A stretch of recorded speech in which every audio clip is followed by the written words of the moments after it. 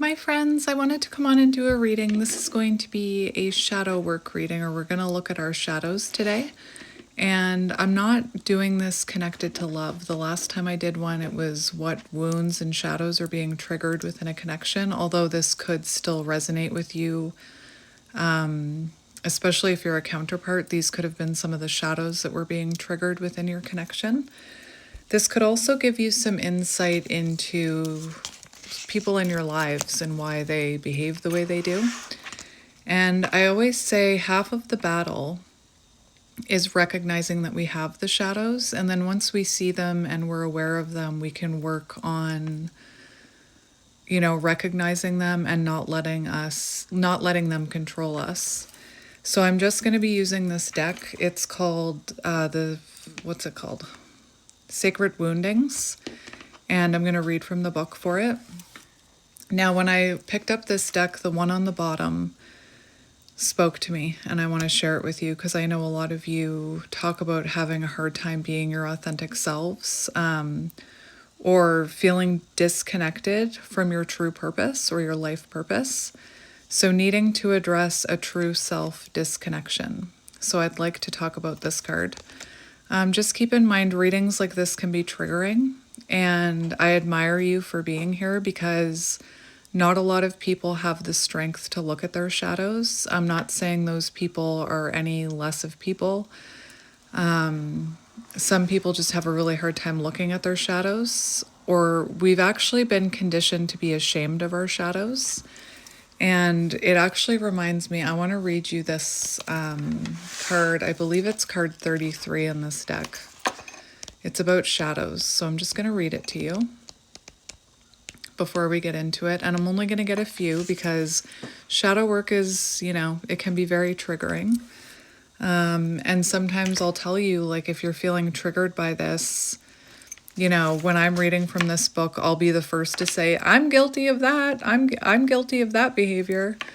There's no shame in admitting we have shadows, and it's our shadows that, when we heal them, fill us with light. So I'm just going to read this to you. Nourish the shadow. Jaguar represents the shadow, the subconscious aspects of ourselves we push away. So a lot of people push away their shadows. Carl Jung says these aspects usually stem from situations we encountered as children that lead us to feel shame, unworthiness, and abandonment. We then live out these programmed beliefs as adults. Jaguar comes to speak to us about nourishing our shadow. Many of us ignore and starve our shadow aspects because they cause us so much pain. We push them away and deeply criticize them. We chain our jaguar shadow and confine her to the furthest part of the backyard of our minds. She howls and cries for nourishment, yet we still ignore her. In her banishment, because of the lack of love, her power grows as the master of self-sabotage. So it's our shadows that cause us to self-sabotage. Ironically, if you would begin a relationship with her, you'd find that she is the greatest asset and leads to fulfilling your life's purpose. Funny that we instinctively banish her. Jaguar's medicine asks you to create you could be running from some of your shadows. My nose is running. So you could be running, excuse me. Hello. You could be running from some of your shadows. I know that I was for many years until I was, 35 or 36. I ran from my shadows. In her banishment, because of lack of love, her power grows as the master of self-sabotage. Ironically, if you would begin a relationship with her, you'd find that she is your greatest... I already read this. Jaguar's medicine asks you to create a self-talk relationship with yourself and ride the wave of hurt within. Every time a painful feeling arises, tell yourself, I'm right here to feel this with you. I accept this uncomfortable feeling and I will ride it out with you.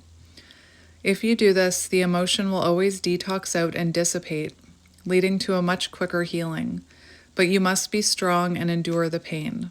Commit to riding the waves of emotion together within yourself. This is the nourishment your jaguar shadow requests. If you witness her, she will start showing you a new and indestructible power within. Your shadow is where your diamond lives, and that is the truth. And, it wasn't until I started looking at my shadows that I stumbled upon my life purpose. So I wanted to start with this needing to address a true self-disconnection. And like I said, if you don't feel like this is your shadow, it might give you a better understanding of the people around you in your world. True self, hang on. This is in alphabetical order, but there's no table of contents. To be yourself in a world that is constantly trying to make you something else is the greatest accomplishment. True self-disconnection is the slow erosion of your identity, the gradual loss of your voice beneath the weight of expectations, conditioning, and societal pressure. It convinces you that you must adapt to be accepted, shrink to be loved, or perform to be worthy. Over time, you may feel like you are living a life that is not truly yours, following a script written by others. Yes, especially if you're autistic or neurodivergent, because especially in school, they expect us all to fit into a little box. And even I talk about it, the expectations of society, like you're supposed to go to school, and then you're supposed to go to college, and then you're supposed to get a good job, and then you get married, and then you have kids, and then you get a house, and da da da da da. Where was I? Suppressing your desires or forgetting what once set your soul on fire, and what sets your soul on fire is your purpose. This wound manifests as chronic dissatisfaction, identity confusion, or the deep, unsettling question, who am I really? And it's only been these last few years that I've even felt like I knew who I was. Healing this wound means reclaiming yourself, not the version of you shaped by fear, validation seeking, or obligation, but the raw, unfiltered essence of who you were always meant to be. Your true self has never disappeared. It has only been waiting for you to return. Break the roles you were forced to play. Listen to the voice you once silenced. The world may try to mold you, but the greatest rebellion is to remain fully yourself. When you stop betraying your own soul for acceptance, you don't just find yourself, you free yourself. So here are some journaling prompts for you to think about. In what areas of my life do I feel like I'm not being fully myself? What parts of my identity have I shaped to meet external expectations rather than my personal truth?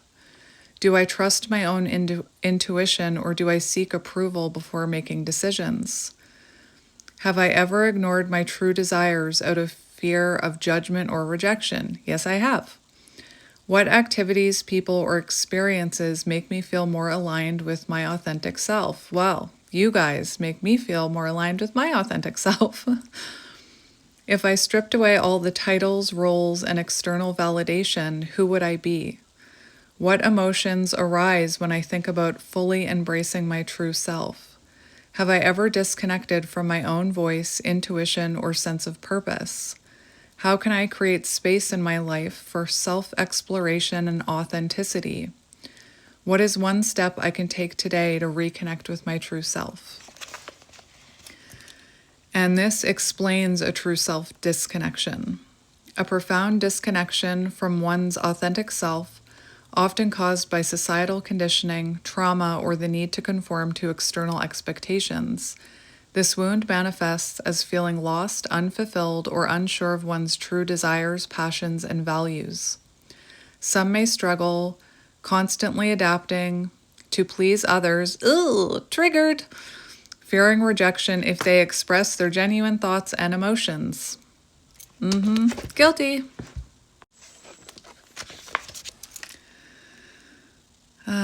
Others may feel emotionally numb, disconnected from their intuition, or unable to recognize their own needs. Guilty.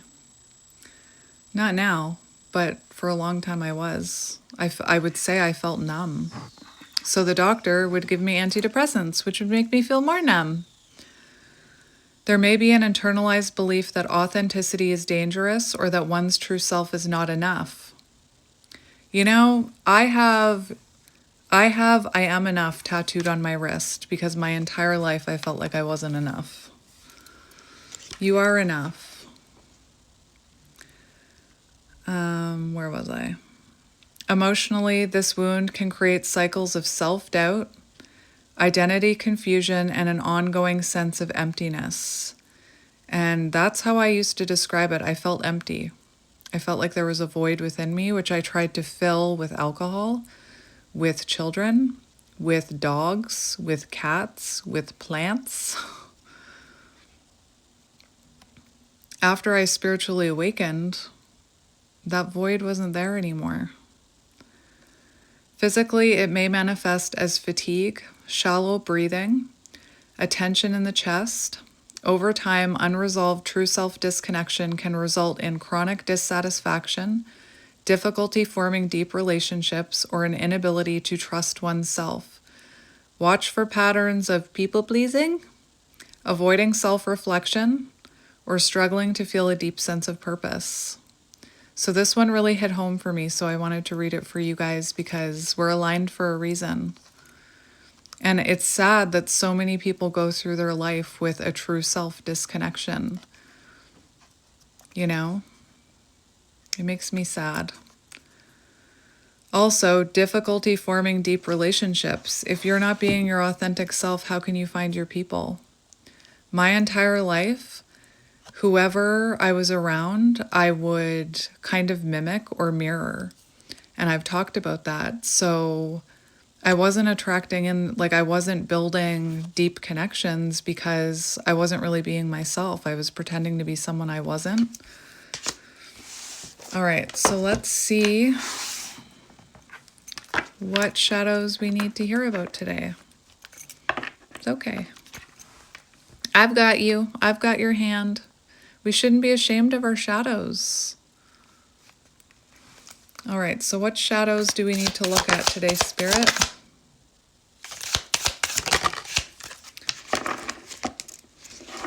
All right. Needing to heal from abandonment wounds. And needing to heal from reactive abuse. Guilty, guilty. Abandonment wounds. Geez, Spirit's really ripping off the Band-Aid, aren't they? Geez Louise. The greatest fear in the world is the opinion of others, and the moment that you are unafraid of the crowd, you are no longer a sheep, you become a lion. I love that, the lion. A person dedicated to spiritual and personal growth. A great roar rises within your heart, the roar of freedom. And I saw a really interesting video yesterday. It was a person who was at the subway, and she was saying, look around. She said, look around me right now. Everybody's on their phones. She said, you can do whatever you want. Nobody's looking. Nobody cares. Everybody's so involved in their own world, you know, and who cares if they judge you? You're never going to see them again. Life's too short to be hiding in our shells. We should all be ourselves. And I was also seeing this really sad thing. It's this person on Instagram, and he works with energy, and he dances in the street, and he kind of looks, you know, to society, he would look like he was like, woo. But what he was doing is when he dances, he can feel vibrations and he can see energy. And he was in the street dancing, and people called the cops on him. And the cops told him to stop dancing. And he said, what am I doing wrong? He's like, I'm not hurting anybody. I'm just dancing. And they were threatening to arrest him. And he said, what are you going to arrest me for? Like, I'm not intoxicated. I'm not hurting anyone. I'm just dancing. It was really sad. Abandonment leaves an imprint, a whisper in the mind that says, if I was truly worthy, they would have stayed. And if somebody abandons you or someone walks away from you, that's not about you. That's about them. But we internalize it. It convinces you that your belonging is conditional, that love must be earned, and that rejection is proof of your unworthiness.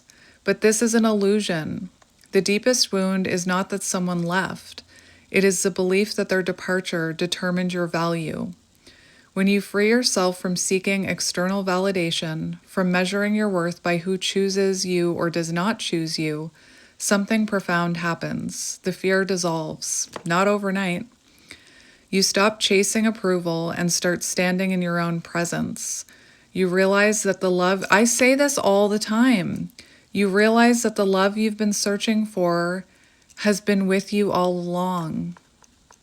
I always say that to you guys. You are not the echoes of the ones who walked away. You are not unchosen, unworthy, or disposable. You are sovereign. Your heart is not something to be proven. It is something to be honored.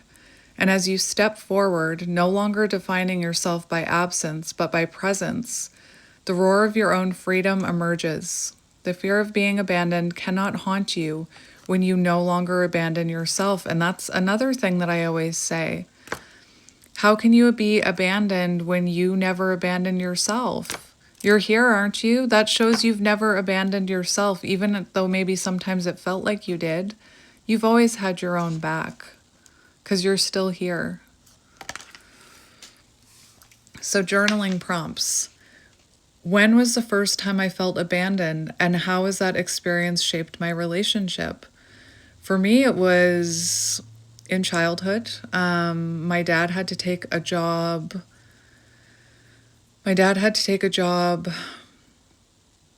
Working on ships, so he was never home. And as a child, I internalized that. It wasn't my worth. It had nothing to do with me. He was doing what he had to do to survive and support our family. The same if you had a parent that left you. That wasn't about you.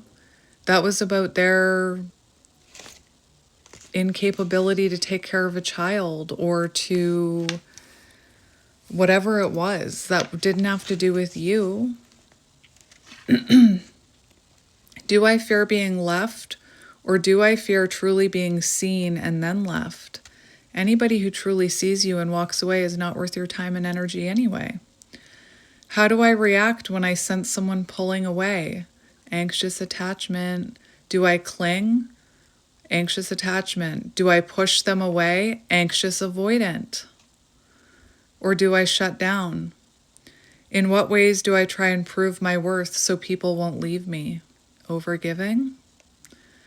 How have I abandoned myself in an attempt to keep others close? There's so many things there for me. What do I believe about love and loss? Are these beliefs serving me or harming me? How do I know when I am acting from a fear of abandonment rather than genuine connection? What would my relationships look like if I trusted that love could be stable and safe? If I weren't afraid of being left, what kind of relationships would I create? What does true emotional security look like and feel like to me? Abandonment wound. I'm going to read both of these. I should have read both of the other one. A deep persistent fear of being left behind, forgotten, or deemed unworthy of love and connection. This wound manifests as an intense sensitivity to reaction. My neurodivergent people, you may struggle with rejection sensitivity dysphoria, which is any kind of perceived rejection. If you ask somebody to go somewhere with you and they say, no, I'm busy, you feel rejected. Intense sensitivity to rejection. None of this is your fault. And our shadows do not define us. A constant need for reassurance. Guilty. I'm working on it. And an underlying belief that people will eventually leave. Relationships may feel like emotional battlefields where any distance, physical or emotional, triggers panic, insecurity, or a desperate need to cling. Where are my chasers at? My divine feminines who were chasers or need to evolve out of chasing energy. There may be patterns of self-sabotage, pushing people away before they can leave first. Avoidance. or an unconscious attraction to emotionally unavailable partners. Physically, this wound can show up as a tension in the chest, a lump in the throat, or sudden waves of anxiety when feeling disconnected. Over time, abandonment can lead to chronic loneliness, a deep distrust of others, and an inability to truly feel safe in relationships. Watch for patterns of overgiving, people-pleasing, or staying in unhealthy situations, accepting less than you deserve, which may tie into the next one, which is about reactive abuse. Reversal meaning suppressing the abandonment wound by cultivating extreme self-reliance. Hello, runners. Like, seriously, this is like chaser runner. Extreme self-reliance, emotional detachment, or an I don't need anyone mentality.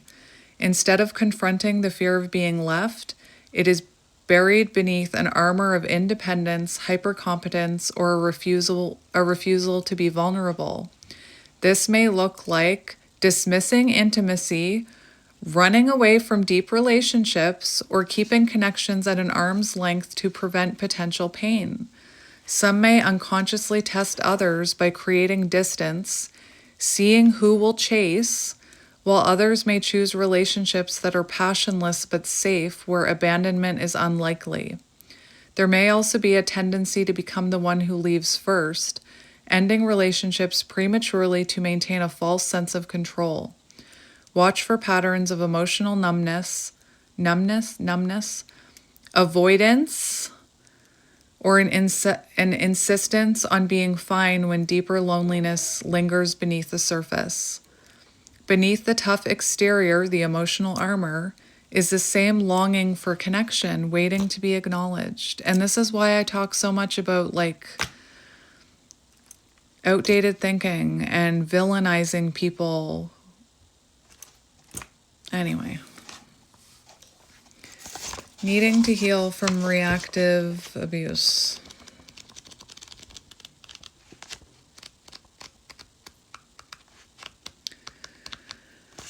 Okay. Reactive abuse.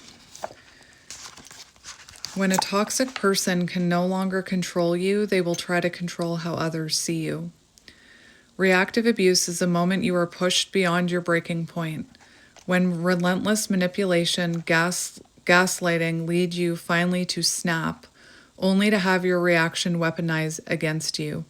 It is the abuser's final trick, to shift blame, paint you as the unstable one, and make you question whether you were the problem all along. This wound convinces you. This is a tough one for me to read. This wound convinces you that your emotions are dangerous, that your anger is shameful, and that no matter how much you were provoked, you should have stayed calm. Over time, it creates deep self-doubt, self-blame, and an overwhelming fear of your own emotional responses. Healing the reactive abuse wound begins with reclaiming your right to feel. Your reaction does not erase the abuse that led to it. Your anger is not proof that you are broken. It is proof, block throat chakra. It is proof that you were pushed beyond what was bearable. The work is not in suppressing your emotions, but in understanding your emotions, in learning to self-regulate without silencing yourself.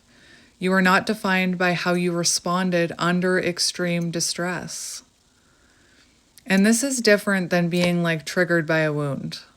This is when you're pushed and like manipulated and gaslit, and you hit that breaking point where you kind of explode. Where was I? You are not defined by how you responded under extreme distress. You are defined by how you reclaim your voice, your truth, and your self-trust moving forward. Your emotions are not your enemy. The only thing that ever needed to be controlled was the situation that forced you to react. Again, I'm not talking about people who have like a fragmented soul or a lot of trauma. They can react to like seemingly small problems. This is different. It's like someone poking you and poking you and poking you and poking you, like poke. invalidating you to the point where you lose your cool? Have you ever questioned whether your emotional reactions were valid or manipulated against you? Do you carry guilt or shame over past emotional outbursts, even when they were provoked? How do you typically respond to conflict? Do you suppress, overreact, or try to justify your emotions? Have you ever been made to feel like the problem in a situation where you were defending yourself? Do you struggle to express anger without fearing judgment or retaliation? Yes, I do. What early experiences shaped your beliefs about emotional reactions and their consequences? Have you ever apologized for your emotions just to keep the peace, even when you were not at fault? Well, yes, I have. How can you differentiate between a healthy emotional response and a reaction triggered by past wounds? What would it look like to reclaim your emotions without shame or fear of invalidation? It just got very dark in here. Did we hit your shadow? So,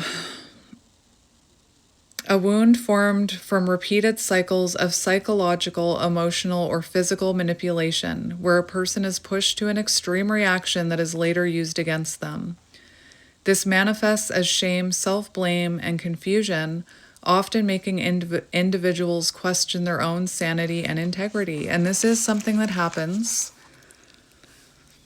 if you are in an emotionally abusive situation. And if you are sitting there wondering, am I the abusive one? Am I a narcissist? Clinical psychologists and psychiatrists have said if you even have that, if you're even asking yourself that, no, you're not the problem.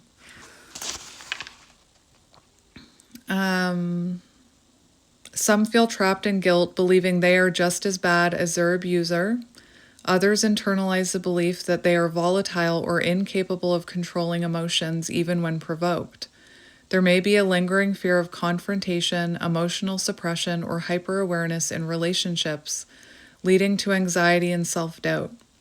Physically, this wound can show up as jaw tension, headaches, or digestive issues. Over time, unresolved reactive abuse can lead to self-isolation, distrust of one's emotions, and difficulty advocating for oneself without fear of being framed as the problem. Watch for patterns of over-apologizing, guilty, doubting reactions, or struggling to express anger without shame. I grew up in something like this. Triggering. I'm sending you a hug. Let's get two more. I think that's all we can handle for today.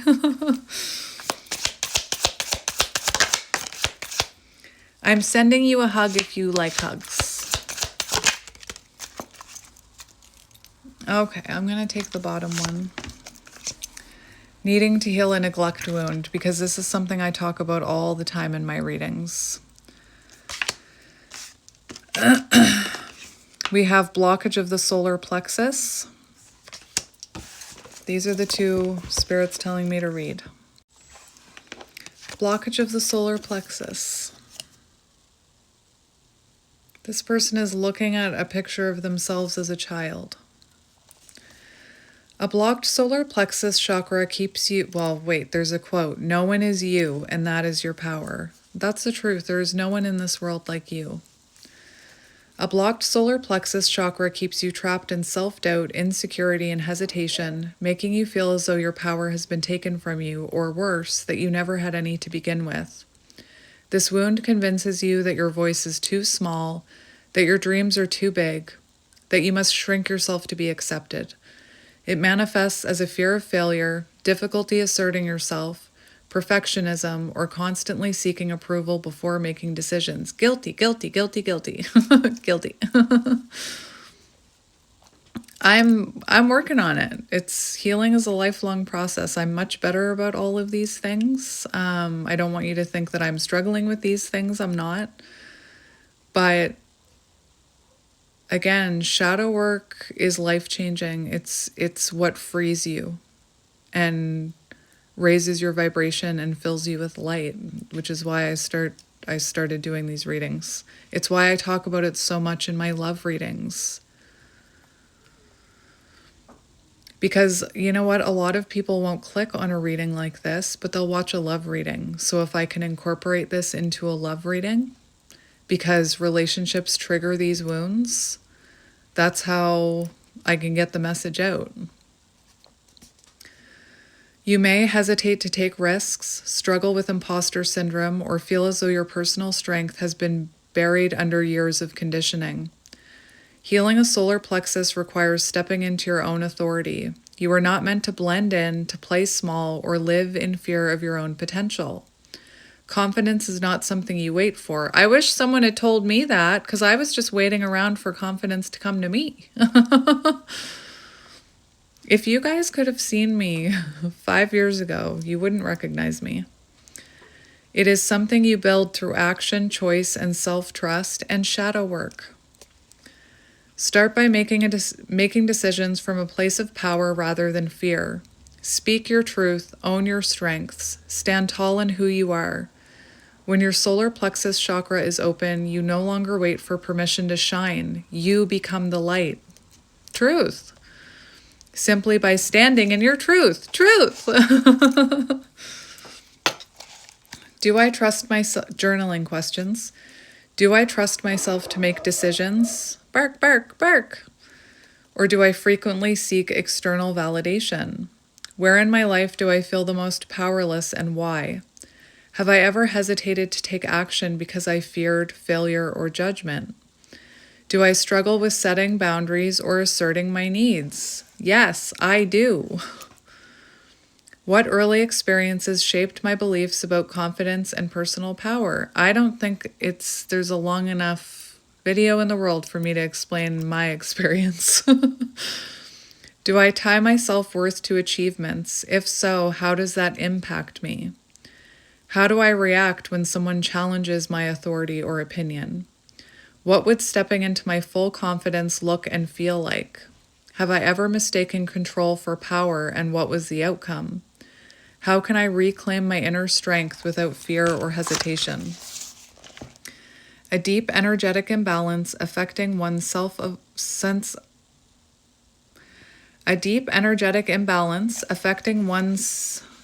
of confidence, personal power, and the ability to take decisive action, often rooted in past experiences of control, criticism, or diminished self-worth. This wound manifests as low self-esteem, difficulty asserting oneself, or a tendency to seek external validation rather than trusting inner guidance. Some may struggle with self-doubt, feeling incapable of making decisions or taking up space, while others may experience an overwhelming fear of failure, leading to procrastination and passivity. There may be an internalized belief that one's worth is dependent on achievement, leading to perfectionism and burnout. Guilty! Emotionally, this wound can create cycles of insecurity, frustration, or suppressed ambition. Physically, it may manifest as digestive issues, fatigue, or tightness in the diaphragm. Over time, an unresolved solar plexus blockage can result in chronic indecision, a fear of stepping into leadership, or a passive acceptance of circumstances rather than shaping one's own path. Watch for patterns of playing small, hesitating to speak up, or feeling powerless in personal and professional relationships. Neglect wound. This one I feel is going to be really important because, chasers, are you listening? Love does not chase. Do not beg for it. It is freely given. If it is not freely given, it is not love. The neglect wound is not about what was done to you, it's about what wasn't. It is the love that was withheld, the comfort that never came, the emotional presence that was absent when you needed it the most. This wound convinces you that your needs are too much, that your pain is invisible, and that love must be earned rather than freely given. Chasers, I hope you're watching this reading. I might even put something about chasers. If you're a chaser, watch this reading. It manifests as self-sufficiency to the point of isolation, people-pleasing to avoid abandonment, or deep struggles with receiving love and care. Chasers and runners need to watch this. You may fear being a burden, struggle to trust that others will show up for you, or subconsciously seek validation from those who remain emotionally distant, repeating the cycle, hoping this time will be different. I talk about this all the time in my readings with chaser and runners. Healing the neglect wound begins with giving yourself what was once denied: attention, care, presence, and unconditional love. You are the love you've been looking for. It requires unlearning the belief that your needs are unimportant and embracing the truth that you are always worthy of love and support. You are not, you are not meant to go through life unseen. You are not a burden for needing connection. When you stop waiting for someone else to prove your worth and start showing up for yourself, you break the cycle. This is what we talk about in these love readings. The love you seek was never outside of you. It was always within you. I say that all the time. I say that all the time. That's Nine of Pentacles energy, when you realize that everything you need is within you, not outside of you. Journaling. When did I first learn to suppress or ignore my own needs? I believe I learned probably around the age of 2 or 3. Do I struggle to ask for help? If so, why? I really struggle with asking for help. And just to be completely transparent with you, it took me 35, 36 years to finally ask my family for help. And when I did, it was not good. Further damaging my fear of asking for help. My partner makes comments all the time about, why won't you just accept help? Because I was conditioned to believe that I shouldn't need help, and that if I ask for help, that person will leave. That's what triggered me being disowned. Anyway, I'm just sharing so that you know you're not alone. Have you ever stayed in a relationship where you were emotionally neglected? What do I say about this? As a child, I talk about this all the time. As a child, when we're neglected, we can't put up boundaries. We can't pack our bags and leave, although I did when I was a teenager. But as a young child, you can't just leave. You can't take care of yourself.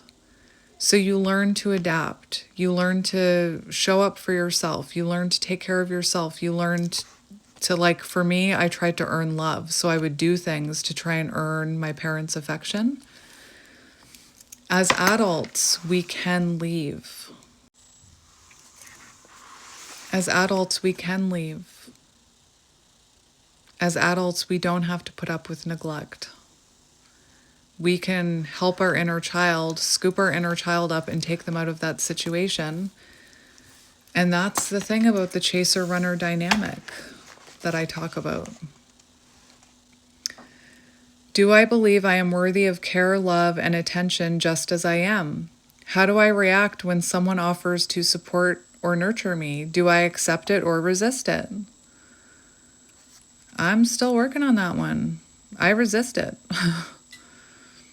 What childhood experiences shaped my beliefs about receiving love and care? Have I ever ignored my own needs? My Queen of Cups, my distorted feminines, I'm looking at you. Have you ever ignored your own needs while prioritizing others? And how did it affect you? Where was I? If you could speak to your younger self, what would you say to reassure them about your worth? And that brings me to like working with your inner child. If you have a memory where you were neglected as a child, you can, I'm thinking of the one that I did. Without saying too much, I had an experience when I was young where I had to go get, what are they called? Immunizations. And you know how when you get them, you can't lift your arm? I was very young, and I didn't know what was going on, and I was panicking because I couldn't lift my arm. And that is a memory that I do when I do my childhood healing. You can do meditations where you go back, you imagine, like you close your eyes, you meditate, you imagine going back to that situation, sitting beside younger you, and giving younger you the love that you wanted in that moment. And then you actually imagine taking your younger self by the hand and walking them out of that situation. I won't tell you what happened after I complained about my arm, though. Clearly, it stayed with me. So a really good thing to do is, if you have childhood trauma, is to do those meditations. It can be confronting, it can be painful, but where you go back and you're there for yourself in that moment, and then you take them out of that situation. Just like if you're in a situation like that as an adult, you can take yourself out of that, take your inner child out of that situation. How can I begin to show myself the love and care I wish I had received? And that's when we talk about reparenting ourselves. What is one small act of self-nurturing I can practice daily without guilt? A deeply ingrained sense of emotional, physical, or emotional unavailability. No, I skipped a line. A deep ingrained sense of emotional, physical, or psychological deprivation, often resulting from childhood neglect, emotional unavailability, or unmet fundamental needs, like care and comfort when my arm hurt. This wound manifests as feelings of invisibility, low self-worth, and a difficulty advocating for one's needs, as past experiences may have taught that expressing needs leads to rejection or disappointment. Some may struggle with self-nurturing, feeling undeserving of care or attention, while others may seek validation and recognition externally, believing they must prove their worth to receive love. There may be an internalized belief that one must be self-sufficient to survive, leading to hyper-independence, avoidance of intimacy, runners and chasers, abandonment and neglect wounds, or anxious attachment, anxious avoidant. This is where unhealthy attachment styles come from, and you can heal them. You can become more securely attached or have a more secured attachment style. I'm shaking.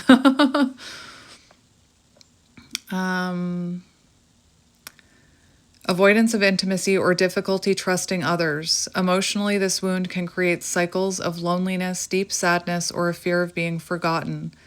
Physically, it may manifest as chronic fatigue, a tight chest, digestive issues. Over time, unresolved neglect can lead to patterns of overgiving, emotional numbness, or an inability to feel truly connected in relationships. Watch for patterns of neglecting self-care, tolerating one-sided relationships, or feeling unworthy of being prioritized by others. So think about the runner, right? If you are prioritizing over giving, deep within them, there's a subconscious wound that they're not worthy of being prioritized, so they run. They pull away. They fear that intimacy. You know, that's why we talk about, like, when divine feminine, divine masculines, the divine masculine before they're in divine masculine energy, that nurturing, that care that the divine feminine gives, because it's unfamiliar, because probably they didn't receive that as a child from their own mother, possibly, or their own father. It's not familiar, so they run. This is why I do what I do in my love readings. Because We can heal these. Eight of Swords. It's trauma that makes us feel like we're trapped. It traps us, but we can heal it. And I do believe that people can heal. Yes, they need to want to heal. And like I said, like I read from that little book about the jaguar shadow, we've been taught, we've been conditioned to think that there's shame in looking at our shadows or admitting there's something wrong with us. And this is all conditioning from our childhood. None of it is our fault.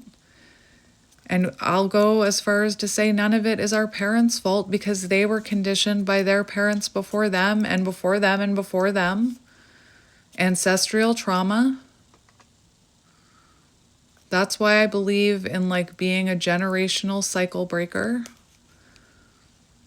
You know, I'm learning how to reparent myself. I'm not passing any of this on to my children.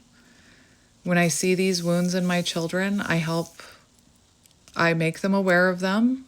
I try and teach them about them, because I don't want this continuing in my family. I don't want their children feeling that way. I didn't even treat my children the way that I was treated as a child, and they still inherited my trauma. Like, they have irrational fears about...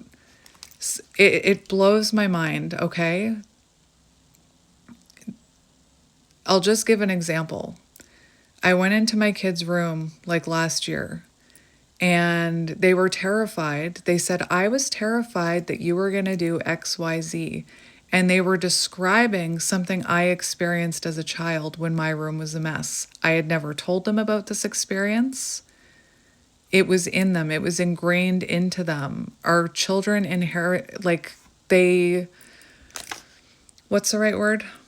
Not inherit. Yeah, they inherit our trauma. Like, I was blown that my child was describing a traumatic experience I had experienced as a child that I had not shared with them. Like, very detailed. I was afraid you were going to do this, this, and this. And I said I would never do that to you. But it's exactly what I experienced as a child.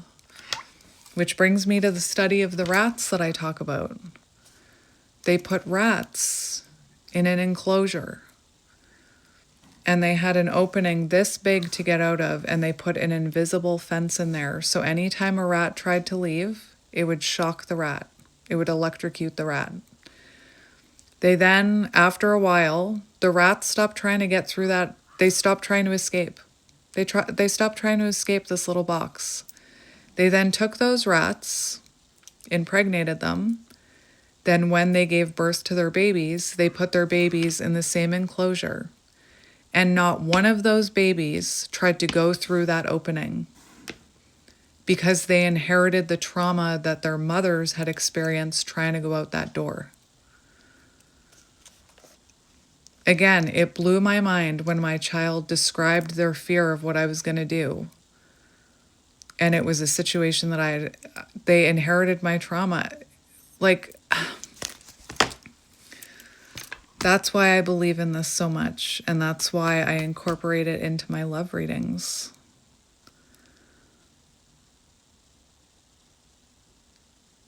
Nobody should have to... Ugh. It breaks my heart that people suffer this way. When if they would just befriend their shadows, they could free themselves and feel better and be happier.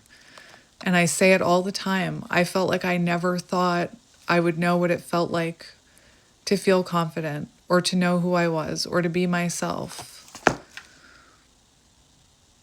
And that's what healing has done for me.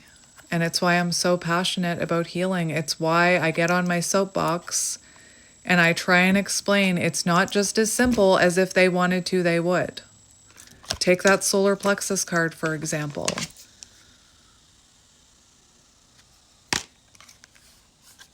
Anyway. So uplifting. So, I'm only going to do that many because that can be a lot to take in. But hopefully it made your wheels turn a little and understand yourself a little bit better, or the people that you're dealing with or connected to. That's why I don't believe we should be villainizing everyone online. You know? We're saying that people can't change, because people can change. And the more of us that heal, this is the thing about healing. The people who say that people can't change, that means somewhere you believe you can't change. And this is how healing works. You can't force anybody else to heal, just like I can't force you to heal. But I can heal, and then I can sit here and share my experiences. By healing yourself, you help to heal the world. It's a collective thing.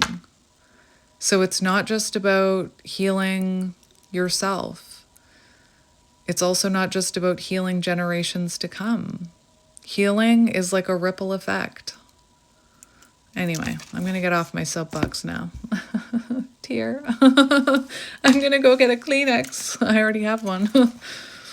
Anyway, I love you guys, and I'll be doing more of these. Be warned. Trigger warning. I should have put a trigger warning at the beginning. Whoops. Anyway, I'm sending you guys lots of love and light, and I'm proud of you for sticking it out. If you're still here, you get a gold star from me, and I love you, and I'll talk to you later. Bye.